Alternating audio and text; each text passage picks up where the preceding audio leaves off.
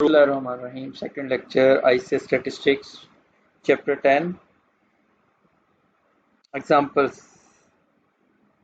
Example number 10.1. Find the maximum ordinate of normal probability density function. Maximum ordinate normal distribution का x mu पर होता है, यानी x की वैल्यू अगर हम mu पुट कर दें तो उसकी हाईएस्ट पीक मिलती है आपको. नॉर्मल डिस्ट्रीब्यूशन की जो हाईएस्ट पीक है वो मैक्सिमम ऑर्डिनेट है और ये x की वैल्यू म्यू पर है, यानी अगर हम x की वैल्यू म्यू पुट कर दें तो वो मैक्सिमम ऑर्डिनेट हासिल होता है. As maximum ordinate of normal probability density function is at x is equal to mu. ये फंक्शन है हमारे पास f of x is equal to 1 by sigma square root 2 pi E raise पर minus 1 by 2 x minus mu by sigma square. इस x में अगर हम mu की वैल्यू पुट कर लें, यानी जहाँ हमारे पास x है उसमें म्यू की वैल्यू पुट कर दी जाए अगर थ्योरेटिकली, तो वो हमें मैक्सिमम ऑर्डिनेट मिलेगा. यानी यहाँ x है, x की वैल्यू आप म्यू पुट कर दें तो mu minus mu 0, 0 by something is 0 और 0 को मल्टीप्लाई करते हैं तो वो 0 है. ई रेज पर 0, ई रेज पर 0 1 होता है. Okay, 1 by sigma square root 2 pi, यानी जो आपको मैक्सिमम ऑर्डिनेट मिलता है नॉर्मल डिस्ट्रीब्यूशन में उसमें ये है 1 over sigma square root 2 pi. Example 10.2. Find the value of maximum ordinate of the standard normal curve. Standard normal curve ये है f of z equals to 1 by square root 2 pi e raised पर minus 1 by 2 z square. अब जो आपका standard normal curve में maximum ordinate है वो 0 पर होता है at z is equal to 0. तो आप 0 यहाँ पुट कर दें z की जगह, यहाँ जहाँ z है वहाँ 0 पुट कर दें. ई रेस्ट पर बना 0, वो होता है 1, तो आंसर हुआ हमारे पास 1 by square root 2 pi. 1 by square root 2 pi, इसको अगर आप कैलकुलेटर से सॉल्व करें तो आंसर आता है 0.3989. ये हमारे पास स्टैटिस्टिकल टेबल्स हैं जिसमें हम इस चैप्टर में एरिया जेड टेबल यूज़ करेंगे, इनवर्स जेड टेबल यूज़ करेंगे और जेड ऑर्डिनेट. अब z ऑर्डिनेट जो अभी हम एक इस एग्जांपल में हम फाइंड कर रहे हैं maximum ordinate at z equals to 0, तो वो मिला है हमें 0.3989. तो ये एक टेबल है जिसे इस बुक में टेबल नंबर 7 कहा गया है, ordinate of standard normal curve. तो इसमें अगर आप z की वैल्यू यहाँ देखें, ये वाला जो कॉलम है और ये वाला जो इसकी हेडिंग फर्स्ट रो है, ये z की वैल्यू होती है. जैसे -4.5 ये सेकंड डेसिमल प्लेस है, -4.50, -4.51, ठीक है, -4.59. सो यहाँ z ये हमारे पास वैल्यू बनी है मैक्सिमम ऑर्डिनेट 0.3989 है. और इस टेबल में भी अगर हम वैल्यू फाइंड करें इस टेबल में z इक्वल्स टू 0, तो वो भी यहाँ देखें 0.39894. राउंड ऑफ करें तो वही बन गया आपके पास 0.3989. तो दो तरीके हैं आपको ऑर्डिनेट फाइंड करने के, स्टैंडर्ड नॉर्मल कर्व में ऑर्डिनेट फाइंड करने के दो मेथड्स हैं. या तो इसकी पीडीएफ में z की वैल्यू पुट कर दें, ठीक है, और या फिर इस टेबल से आप उसकी वैल्यू फाइंड कर सकते हैं.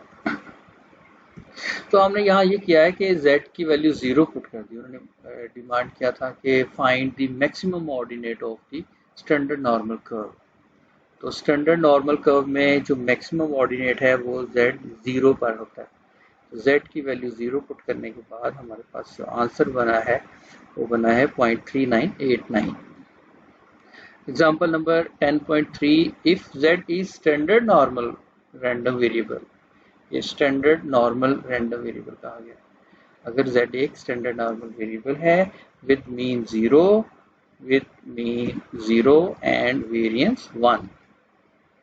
स्टैंडर्ड नॉर्मल वेरिएबल ही वो होता है जिसका मीन 0 हो नॉर्मल डिस्ट्रीब्यूशन में और जिसका वेरिएंस 1। तो इसको इस तरह से भी लिखा जाता है, Z distributed normally with mean 0 and 1 variance then find। तो ये कुछ हमारे पास 7 पार्ट्स हैं और इसमें प्रोबेबिलिटी फाइंड करने को कहा जा रहा है। जैसे find probability Z less then -1.96। तो इसको हम देखते हैं किस तरह से सॉल्व करना है कि ये एज वी नो दैट, देखिए ये हमें एक फॉर्मूला आता है probability Z less or equals to A अगर फाइंड करना हो। तीन तरह से प्रोबेबिलिटी आमतौर पर फाइंड की जानी है, या तो किसी भी पॉइंट से लेफ्ट साइड का एरिया फाइंड करना होगा, या उससे राइट साइड का एरिया फाइंड करना होता है, या फिर बिटवीन करना होता है। तो लेफ्ट एरिया जो है यानी probability Z less or equals to A, उसको हम लिखते हैं फाई ऑफ A के साथ, और वो टेबल हम यूज करेंगे जैसा कि यहाँ -1.96। अब देखिए टेबल पर जाएं, टेबल आपके पास ये एरिया Z टेबल, ठीक है, ये यहाँ शो भी कर दिया गया है कि probability Z less or equals to A equals to phi of A के साथ मेंशन करेंगे। और ये बेसिकली इस तरह से एरिया होता है, यानी स्टार्ट से लेकर उस पर्टिकुलर पॉइंट तक का एरिया। अब हमें जो क्वेश्चन किया गया है उसमें कहा गया है -1.96, सो -1.96 पर हम इसका एरिया हम फाइंड करने लगे हैं। तो -1.9 ये बन गया -1.9, और जो सेकेंड डेसिमल प्लेस है वो यहाँ देखें, पहला 0 होता है, फिर 0.01 से ये रो बन जाती है, ठीक है। तो इसमें हम -1.96 और ये वाली हमारे पास वैल्यू बनती है 0.025, ठीक है। ये ऊपर यहाँ देखें, ये सेकेंड डेसिमल प्लेस 6 है, और इधर से आप देखोगे -1.9 और ये वैल्यू मिल गई हमें 0.025। तो आंसर बन गया 0.025। पहला पार्ट ये था कि find the probability Z less then -1.96। अब सेकंड पार्ट में है प्रोबेबिलिटी Z ग्रेटर देन 1.26, और इसको देखते हैं कैसे करना है। अच्छा, जो ग्रेटर वाला होता है उसका ये फॉर्मूला याद रखें, ग्रेटर में probability Z greater than A is 1 minus probability of A, यानी A कोई भी पर्टिकुलर पॉइंट है उससे ऑनवर्ड यानी उससे राइटवर्ड का एरिया जो है वो 1 में से अब माइनस कर लेंगे टेबल एरिया यानी फाई ऑफ A। और इस एग्जांपल में 1.26 प्रोबेबिलिटी Z ग्रेटर देन 1.26, तो ये बन गया 1 माइनस फाई ऑफ A क्या है आपका 1.26 है, तो 1 माइनस 1.26, 1 माइनस फाई ऑफ 1.26। अब ये जो 5 ऑफ 1.26 है ये टेबल से आपको मिल जाएगा। अब टेबल में जाएं, जो एरिया टेबल है 1.26, आप जाएंगे 1.2, यहाँ से 1.2 और 6, पहले 0 फिर 1 2 3 4 5, ये है पॉइंट आपका 6। तो 1.26 की वैल्यू बनी 0.89617, 0.89 ये आ गया 0.89617, यानी फाई ऑफ 1.26 की वैल्यू कैसे मिली, टेबल से मिली। और टेबल से आपने कॉलम में जाना है 06 वाले कॉलम में, ये देखिए ये वाला कॉलम 06 वाले कॉलम में जाएंगे, और दूसरा फिर आपने 1.2, ये 1.2 है, समझ आ रही है। तो ये वैल्यू मिल गई आपकी 0.89617। तो यहाँ आप इसकी वैल्यू पुट कर दें 1 माइनस 0.89617, और 1 में से माइनस कर लें। ये देखें 1 से जब आप कोई वैल्यू माइनस करते हैं ना, जैसे डेसिमल वैल्यू माइनस करते हैं, तो इसका एक ये भी तरीका होता है कि आप 8 को करें 9 करने के लिए 1 होता है, 9 बनाएं फिर वो 0, 6 का 9 करने के लिए आपको 3 ऐड करना होगा। इस तरह से 1 को 9 बनाने के लिए आपको 8 ऐड करना होगा, और जो लास्ट डिजिट होता है उसको 10 बना दें, यानी 7 है तो इसको 10 करने के लिए 3। सो 1 में से जब हम माइनस करते हैं तो एक तो तरीका है कैलकुलेटर से सॉल्व कर लें, दूसरा तरीका है कि आपने पॉइंट 8 देखते हुए आपने 1 लगा लेना है, फिर इसका 9 बनाना है, यानी हर डिजिट को लास्ट से पहले जितने डिजिट्स आते हैं उनको 9 बनाएं आप। जैसे 8 है उसको 9 करने के लिए क्या आता है 1, 9 को 9 बनाने के लिए क्या ऐड करना होगा 0, 6 को 9 करने के लिए क्या ऐड करना होगा 3, इस तरह से 1 को 9 करने के लिए क्या ऐड करना होगा 8, और जो लास्ट है उसको 10 बना लेते हैं तो वो 3 आ जाता है। एक और तरीका है कि जो probability of z greater than a होता है उसको या तो आप ये वाला फार्मूला यूज कर लें,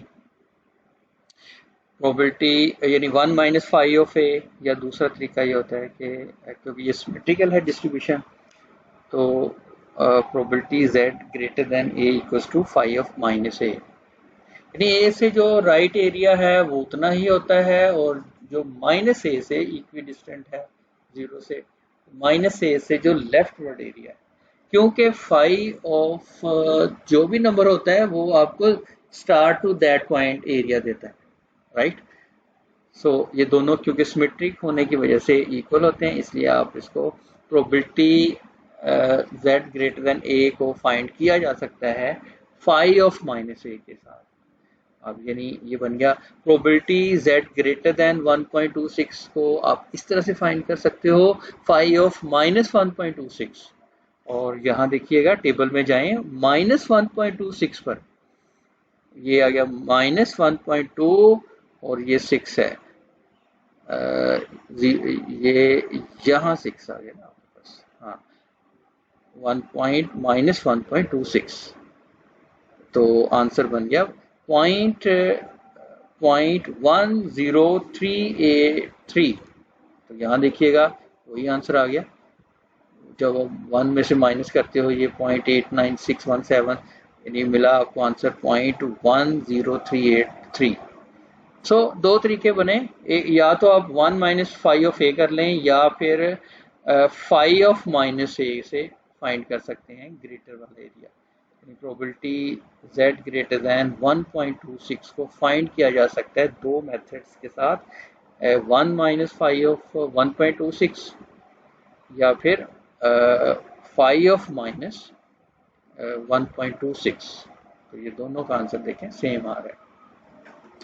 अच्छा, जब बिटवीन एरिया होता है तो वो क्या करते हैं, बिटवीन का ये फॉर्मूला, तीन ही फॉर्मूला चलेंगे यहाँ, या वो लेस वाला या ग्रेटर वाला या फिर ये बिटवीन वाला। बिटवीन यानी दो पॉइंट्स के दरमियान का एरिया कैसे फाइंड करते हैं, प्रोबेबिलिटी कैसे फाइंड करते हैं, probability A less or equals to Z less or equals to B.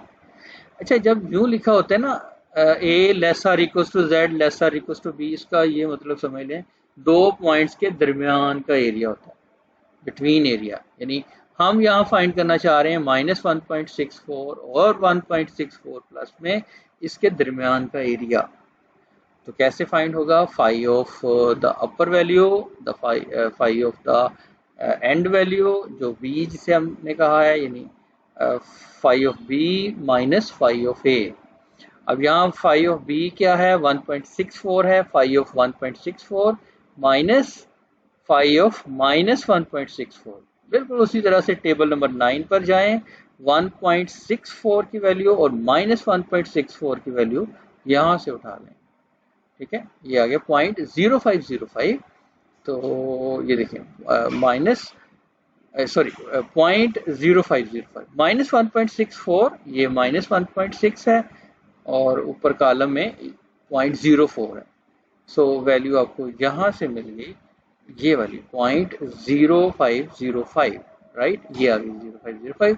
और एक वैल्यू आपको देखनी है फाइव ऑफ 1.64, तो 1.64 जो पॉजिटिव वैल्यू है 1.64 ये वैल्यू, तो ये वैल्यू बनी 0.94950, इन दोनों का डिफरेंस लें तो वो बना 0.8990। सो इस तरह से हम between these two numbers probability हम फाइंड कर सकते हैं। प्रोबेबिलिटी ऑफ -1.64 और 1.64 के बिटवीन की प्रोबेबिलिटी फाइंड कर ली हमने। Five of 1.64 minus phi of -1.64 और इसको हमने टेबल नंबर 9 से इन दोनों वैल्यूज को ले लिया और यहाँ डिफरेंस ले लिया इन दोनों का।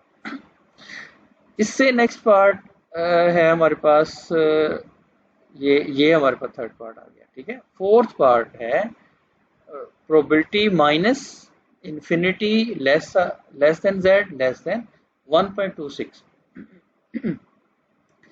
दूसरे लफ्जों में ये यानी ये कह रहा है कि माइनस इन्फिनिटी से स्टार्ट कर लें और ये 1.26 तक की प्रोबेबिलिटी फाइंड करनी है। दूसरे लफ्जों में ऐसे कह लें कि 1.26 से बैक प्रोबेबिलिटी, उससे पीछे वाली प्रोबेबिलिटी, उससे लेस वाली प्रोबेबिलिटी हमें फाइंड करनी है फोर्थ पार्ट में। तो ये रहा हमारे पास फोर्थ पार्ट, इसमें हमने प्रोबेबिलिटी फाइंड करनी है। उसी तरह से फॉर्मूला यूज कर लें between two numbers probability area होता है, या probability phi of B minus phi of A. अब बी क्या है 2.12, ओके, तो 2.12 फाइव ऑफ 2.12 और five of minus infinity. Five of minus infinity यानी स्टार्ट से उसका एरिया कितना बनता है वो 0 होगा, माइनस इन्फिनिटी पे एरिया 0 है, और ये जो एरिया हम टेबल से देख लेंगे 2.12 का एरिया जो है 2.12 वो ये बन गया .9830 ओके, माइनस 0 किया तो सेम आंसर आ गया फोर्थ। और ये हमारे पास था फोर्थ पार्ट, और इसका हम नेक्स्ट पार्ट है हमारे पास फिफ्थ, यानी ये फोर्थ है और ये फिफ्थ आ गया। फिफ्थ में ये फाइंड करना है, यानी आप यही समझे उसी तरह से फॉर्मूला अप्लाई कर रहे हैं। बी है इन्फिनिटी यहाँ, और फाइव ऑफ इन्फिनिटी यानी आखिरी जो राइट आखिरी जो पॉइंट है वो इन्फिनिटी यानी टोटल एरिया बन जाता है। फाइव ऑफ इन्फिनिटी का मतलब 1 है, ओके, और ये -2.72, इसको आप टेबल से ले लें, -2.72 -2.7 ये 2 आ गया, ठीक है ना, 0.00326 इसको राउंड ऑफ कर लिया उन्होंने 4 डेसिमल प्लेस तक, लिहाजा 1 से माइनस किया तो 0.9967।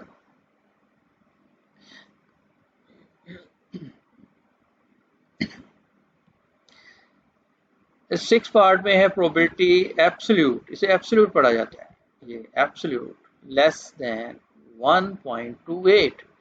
जब आपके पास एब्सोल्यूट वैल्यू यानी z absolute value less than लिखी हो तो यही समझ लें ये जो नंबर आपको जो नजर आ रहा है इसको एक दफा माइनस कर लें और एक दफा प्लस कर लें, यानी माइनस, यानी ये एरिया होता है माइनस 1.28 और 1.28 के बिटवीन एरिया बेसिकली होता है जब z लेस देन जब होता है z absolute less than value.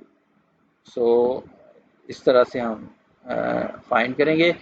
अब इसका बी फार्मूला आपको याद रखना पड़ेगा फाई के फॉर्म में कि probability absolute z less than a this equals to 2 times phi of a minus 1, यानी जो आपके पास फाई ऑफ a है वहां तक का एरिया अगर उसको डबल कर दिया जाए और 1 में से माइनस कर लें तो वो बिटवीन एरिया बन जाता है। अब आप क्या करोगे 1.28, यानी आप यहाँ आ जाते हैं इसी फॉर्मूला में, five of 2 times phi of 1.28, इसकी वैल्यू आप टेबल से देखें 1.28, ठीक है, टेबल को यूज करते हुए ये 1.2 और जो सेकंड लास्ट होता है वो 8 होता है 0.89973 0.8, हाँ यही है 0.89973 और -1 कर लें, यानी पहले आप 2 से मल्टीप्लाई करें और फिर आप 1 से माइनस कर लें, तो आंसर बना 0.7994। दोबारा देखें क्या किया हमने, probability absolute Z value less or equal to A, ये फॉर्मूला है 2 times phi of A minus 1। Find करना है हमें probability z absolute less than 1.28, तो a की वैल्यू क्या बनी 1.28, ठीक है ना 1.28। और 1.28 ये हम बार बार देख चुके हैं टेबल से कि 1.2 z और 8 सेकेंड डेसिमल प्लेस पर ये वैल्यू है हमारे सामने 1.28, ये 1.28.89973। तो यहाँ पुट की और 2 से ज़रब दी, वो बन गया 1.7994 माइनस 1 किया, जब 1 माइनस किया तो ये उड़ गया ना, तो इशारिया 7994 ये आंसर आ गया। हाँ, जब ये ग्रेटर में आ जाए ना, ये दो ही साइन होते हैं, या लेस में आता है साइन एब्सोल्यूट के साथ, जब लेस में आता है तो समझ लो कि वो दरमियान का एरिया है, उस नंबर की माइनस वैल्यू और उस नंबर की पॉजिटिव वैल्यू का दरमियानी एरिया होता है, उसके बिटवीन एरिया होता है जब लेस आता है। लेकिन जब ग्रेटर आ जाए तो वो उस माइनस पॉइंट, वही अगर ये फर्ज करें ये आ गया probability z absolute greater than 1.96, अब ये जो 1.96 है इसकी वैल्यू करें माइनस में, वो क्या बनी माइनस 1.96, और दूसरी पॉजिटिव में 1.96, और जब ग्रेटर साइन हो तो वो beyond the these two points area होता है। अब बियॉन्ड से क्या मुराद है वो समझ लें, ये मुराद है कि माइनस 1.96 से पीछे यानी ये वाली टेल, और 1.96 से ऑनवर्ड का एरिया, यानी ये बियॉन्ड एरिया आप इसको कहा करें, बियॉन्ड एरिया बन जाता है। और ये कब बनता है जब ग्रेटर साइन आता है, जब आपके पास ग्रेटर साइन आता है एब्सोल्यूट के साथ तो वो बियॉन्ड एरिया होता है। उसको कैसे फाइंड करना है, उसका तरीकाकार ये होगा 2 times phi of minus A, 2 times phi of minus A. अब वैल्यू हमें फाइंड क्या करनी, probability z absolute greater or equals to 1.96। अब फॉर्मूला में आप a की वैल्यू पुट कर दें 1.96 यानी माइनस 1.96, तो 2 टाइम्स फाइव ऑफ माइनस 1.96, और फाइव ऑफ माइनस 1.96 से क्या मुराद है, आप टेबल एरिया में जाएं, एरिया z टेबल माइनस 1.96, तो माइनस 1.9 ये पड़ी हुई है और 6 ये है, ठीक है। तो क्या वैल्यू बनी 0.02442, 0.02442। एक सेकेंड, ये हमने क्या वैल्यू लेनी है माइनस 1.96, ये है जनाब। यहाँ मैंने 7 लेना है, 7 यानी 07 का कॉलम कौन सा बनता है, थर्ड लास्ट, और हाँ जी थर्ड लास्ट 1.9, 1.96, ये आ गई 6, 6, 7, 8, 9, यस ये बन गई वैल्यू। अगर मैं यहाँ आपको वो दिखाने की कोशिश करूँ जो ऊपर है इसका ये हेडिंग, अब ठीक है, ठीक है, ये देखिए 1.9, ठीक है, ये 1.9 और ये 6 है, तो 0.025 हमें वैल्यू मिली 0.025, ठीक है। यूं हमने मल्टीप्लाई किया तो 0.05, 5% यानी।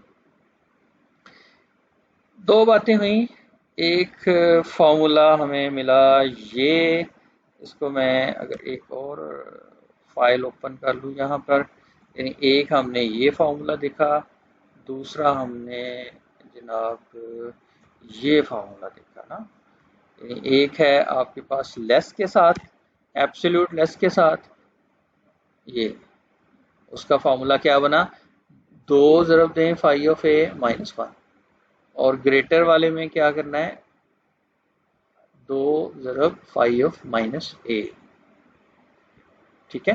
यानी ये सिमेट्री की वजह से है ना, माइनस ए तक का एरिया शुरू से लेकर, और उसको अगर डबल कर दें तो वो जो राइट साइड पर ए पॉजिटिव है उससे जो राइट वर्ड एरिया है तो वो भी क्योंकि सिमेट्री की वजह से बराबर होता है। ये मैं अगर यहाँ शो करने की कोशिश करूँ आपको, ये देखो दोनों सेम होता है एरिया, ये भी 0.025 है तो ये भी 0.025 ड्यू टू सिमेट्री, क्योंकि ये जो नॉर्मल डिस्ट्रीब्यूशन होती है वो सिमेट्रिक है। ये स्टैंडर्ड नॉर्मल है तो जीरो के अबाउट सिमेट्रिक है। जितना एरिया -1.96 से लेफ्टवर्ड होगा उतना ही एरिया 1.96 से ऑनवर्ड होगा, यानी राइटवर्ड होगा। और अगर इसी तरह से हम बिटवीन एरिया की बात करें तो वो किसी भी पॉइंट का जो बिटवीन एरिया है वो गौर करें वो ये बन जाता है। जैसे अगर फर्ज करें ए की वैल्यू 1.28 है तो -1.28 और 1.28 के बिटवीन एरिया। अब फाई ऑफ ए से मुराद पता क्या बनता है, यानी 1.28 तक का एरिया ऐसे होता है ना, उसको अगर हम यहाँ से यहाँ तक का एरिया ले लेना तो ये वो शामिल हो गया जिसको हमने स्किप करना था। ठीक है, तो यानी फाई ऑफ ए क्या होता है, ए तक का एरिया, उसको करें डबल। तो जब आप डबल करते हैं तो उसमें से आपने वन वन में से, यानी वो जो एरिया बनता है वो 1 से एक्सीड कर जाता है, वहाँ से आप 1 माइनस कर लें तो ये बिटवीन एरिया बन जाता है। ठीक है जी। अब हम वहाँ आते हैं दोबारा एग्जांपल्स की तरफ। Example number 10.4, if z is standard normal random variable with mean 0 and variance 1 then find। ये सीधा सीधा है। अच्छा, इसमें ना 3 डेसिमल प्लेसेस हैं जो हमारे पास, गौर करिए कीजिएगा, जो हमारे पास वैल्यू है z की वो 2 डेसिमल प्लेस तक है। यानी देखा था ना आपने -1.96, तो वो 2 डेसिमल प्लेस है -1.96। लेकिन अगर हमें 3 डेसिमल प्लेस तक की एरिया अगर हमें वैल्यू दे दी जाए z की, तो एरिया कैसे फाइंड करना है, उसके लिए एक टर्म बोलते हैं हम इंटरपोलेशन। इंटरपोलेशन को आपने जरा समझ लेना, यानी 3rd डेसिमल प्लेस तक का एरिया किस तरह से फाइंड होता है। ये पहला पार्ट है। इन्होंने कहा 1.282 का एरिया फाइंड करें। हमारे पास जो टेबल में अवेलेबल है वो phi of double decimal place तक का होता है, यानी ये होता है।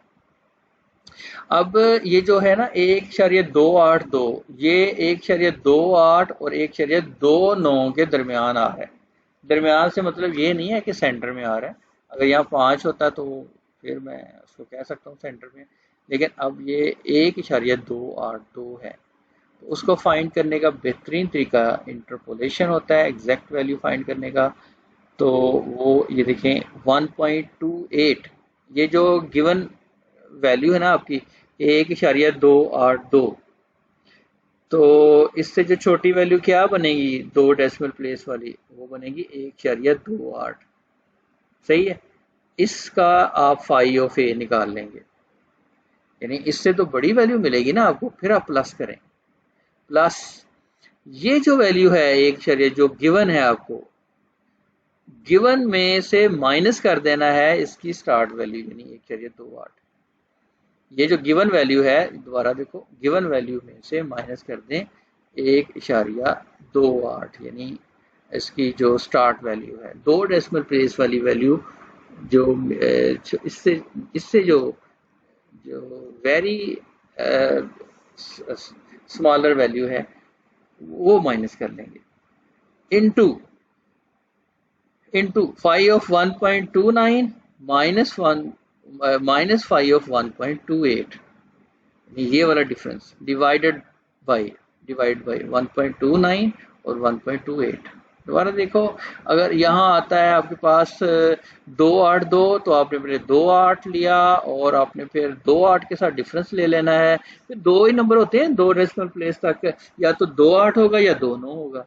तो आपने ऊपर लिख लेना फाई ऑफ 29 और माइनस फाई ऑफ 28, यानी 1.29 और 1.28। फाई का यही प्रोबेबिलिटी का डिफरेंस ले लेना है और नीचे आपने वैल्यू का डिफरेंस ले लेना है।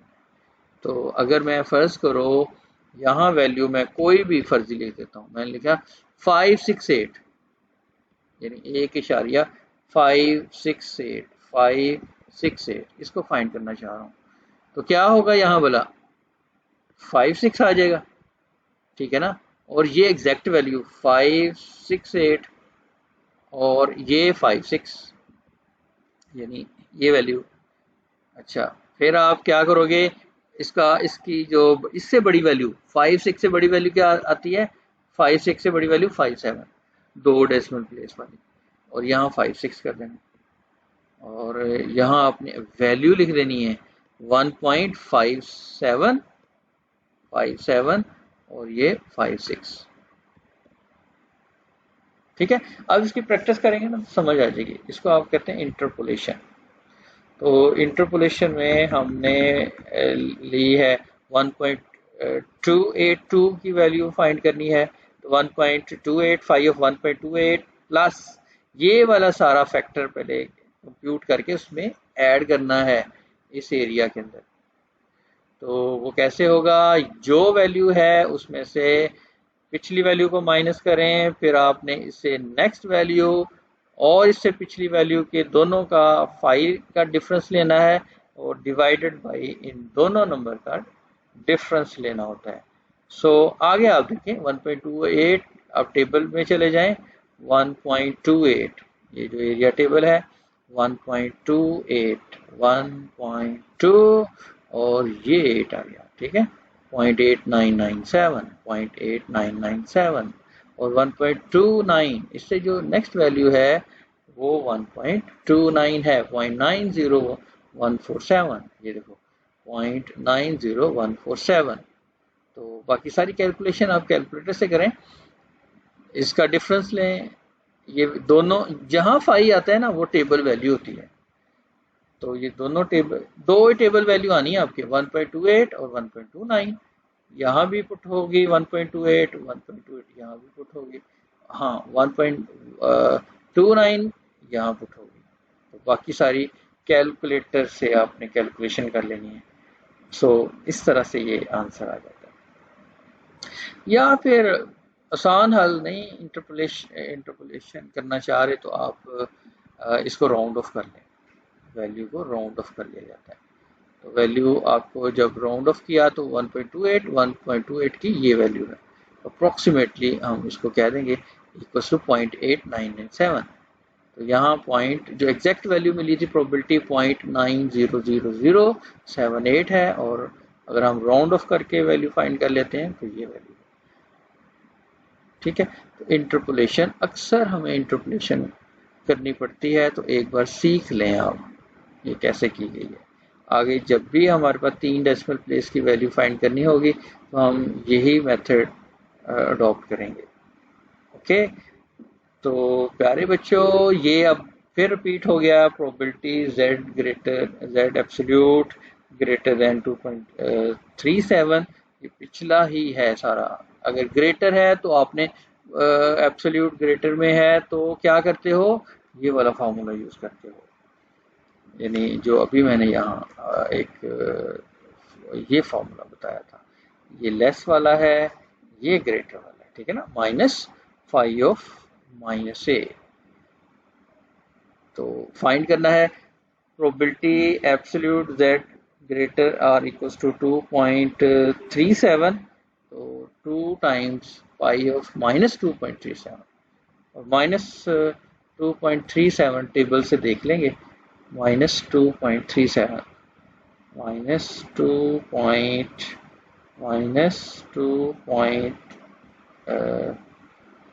और यहाँ हमने शायद वैल्यूज जो रोज हैं वो हाइड की हुई हैं, उसको अनहाइड कर लें। तो ये टेबल है हमारे पास, क्या थी, -2.37 -2.3 ये आ गया और ये 7 आ गया, ठीक है, 0.0088 ये 9, उसको राउंड ऑफ कर लिया 0.0089, इसका डबल किया तो 0.0178। ओके, इससे नेक्स्ट पार्ट में क्या पूछा गया है, नेक्स्ट पार्ट में ये कहा गया है कि ये अलग अलग बता दिया उसने, यानी इससे पीछे वैल्यू बताओ। ओके, ये देखो उसने कहा माइनस 1.64 से पीछे और 2.32 से आगे, ये देखिए ये वैल्यू। इन दोनों को आपने पहले स्केच कर लेना है कि क्या पूछा जा रहा है। ये बियॉन्ड है बेसिकली, यानी ये वही है जो हमने इसको एब्सोल्यूट की फॉर्म में पढ़ा था। नहीं, यहाँ एब्सोल्यूट इसलिए नहीं होगा कि ये नंबर सेम नहीं है। अगर ये नंबर सेम होता ना, -1.64, ये भी होता 1.64, फिर तो हम कहते। लेकिन ये एरिया देखें, ये ज़्यादा है, ये कम है। अब ये दो डिफरेंट नंबर्स हैं, तो बेसिकली इसमें ये क्वेश्चन बन गया कि इस ये बियॉन्ड, जब बियॉन्ड होते हैं ना तो ग्रेटर साइन लगा लिया जाता है।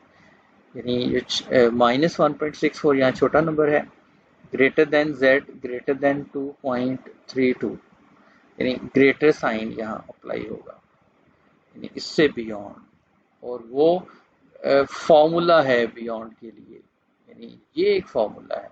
अगर मैं इसको अलग ले जाऊं इस फाइल के ऊपर, तो इस पे गौर कर लिए कि अगर आपके पास एरिया होता, देखो और से समझना, अगर ये लेस होता है, यानी ये होता लेस आर इक्वल्स टू, और ये भी होता लेस आर इक्वल्स टू, तो फिर क्या करते हम, तो हम फॉर्मूला इतना यूज करते, ये वाला, यानी phi of B minus phi of A लिखते हैं हम। फिर हमारे पास फॉर्मूला ये होता है, ये बिटवीन एरिया है ए और बी के। लेकिन जब बियॉन्ड कर दिया जाता है, यानी ए और बी के बियॉन्ड एरिया, तो क्या करें, बिटवीन एरिया में से, यानी बिटवीन एरिया जो निकलता है उसमें से 1 में से वो एरिया माइनस कर दें। ये समझो कि beyond area equals to 1 minus between area. बेटा ये समझना पड़ेगा ना, 1 माइनस बिटवीन एरिया, और बिटवीन एरिया क्या होता है, phi of B minus phi of A. So ये फॉर्मूला बन गया 1 माइनस, ब्रैकेट यूज कर लें, phi of B minus phi of A. तो लिहाजा ये हमारे पास दो पॉइंट नंबर्स थे, अलग अलग नंबर थे, एक को हमने ए कह दिया, एक को बी कह दिया। तो ये क्योंकि ग्रेटर साइन है, ये बियॉन्ड हमें रिक्वायर्ड है। अगर डायग्राम देखें तो इस तरह से डायग्राम बनती है, स्केच करें अगर ग्राफ, ये देखें ना, ये वैल्यू है -1.64 और 2.32। So answer 1 minus phi of B 2.32 और माइनस फाई ऑफ ए, यानी minus phi of minus 1.64। Table area, table से वैल्यूज लें और ये वैल्यू पुट कर दें और इसको सिंप्लीफाई कर लें, इसको सॉल्व कर लें। क्लियर? सो इस तरह से हम ये वाला जो है फाइंड कर सकते हैं। दोबारा देख लें इस क्वेश्चन को कैसे किया कि यहाँ अगर आप स्केच करते हो ना, पहले स्केच कर लो। ये स्केच करेंगे तो समझ आ जाएगी कि ये क्या डिमांड कर रहा है। स्केच करने से पता चला कि बियॉन्ड एरिया है, और बियॉन्ड एरिया को आप टेक्निकली इस तरह से लिखते हैं, ग्रेटर वाले साइन के साथ। और ग्रेटर वाले को फिर अभी मैंने बताया कि किस तरह से फाइंड करना है, area beyond two numbers, 1 minus area between two numbers. तो जो बिटवीन टू नंबर्स होता है वो phi of B minus phi of A होता है, और इसका बियॉन्ड करना है तो 1 में से माइनस कर लेंगे। तो लिहाजा 1 माइनस फाई ऑफ बी और minus phi of A, B है 2.32 और ए है -1.64, और दोनों की हमने इस टेबल को यूज करते हुए वैल्यू उठा लेनी है और यहाँ हमने पुट कर देनी है। तो इस तरह से हमारे पास आंसर बन जाता है। ठीक है, ये करेंगे ना। अब जब खुद सॉल्व करोगे ना फिर वो समझ आ जाएगी। नेक्स्ट है हमारा जो टॉपिक, वो है inverse standard normal distribution function. यानी अगर आपको प्रोबेबिलिटी गिवन हो तो ए कैसे फाइंड करते हैं। यानी देखो, प्रोबेबिलिटी अगर आपको दे दी जाए तो वो जो पर्टिकुलर वैल्यू है z की, वो किस तरह से फाइंड करनी है, वो हम inverse standard inverse standard normal cumulative distribution function में पढ़ेंगे और ये इंशाल्लाह हम नेक्स्ट लेक्चर में इसको देखेंगे। और इसके लिए इनवर्स जेड टेबल यूज़ किया जाएगा। यानी यहाँ ज़रा थोड़ा सा गौर कर लें, क्या कहा जाएगा, इसके अंदर हमें ये एरिया दिया जाएगा और ये वो पॉइंट फाइंड करने को कहा जाएगा। यानी जेड एक्सेस के ऊपर पहले सबसे पहले हम ये जेड की वैल्यू फाइंड करेंगे। तो z की वैल्यू फाइंड करने के लिए अब इनवर्स फंक्शन यूज किया जाएगा। जो फाई ऑफ a था ना, अब वो फाई इनवर्स फंक्शन यूज किया जाएगा। यहाँ देखिएगा कि z की वैल्यू फाइंड करने के लिए phi inverse of that probability वो आपको z की वैल्यू प्रोवाइड करेगा। इसके लिए हम टेबल यूज करेंगे। तो इसको इंशाल्लाह हम नेक्स्ट लेक्चर में देखते हैं। तो अपना बहुत ख्याल रखिएगा। अल्लाह हाफ़िज़। मिलते हैं अगले लेक्चर में इंशाल्लाह। ओके, अल्लाह हाफ़िज़।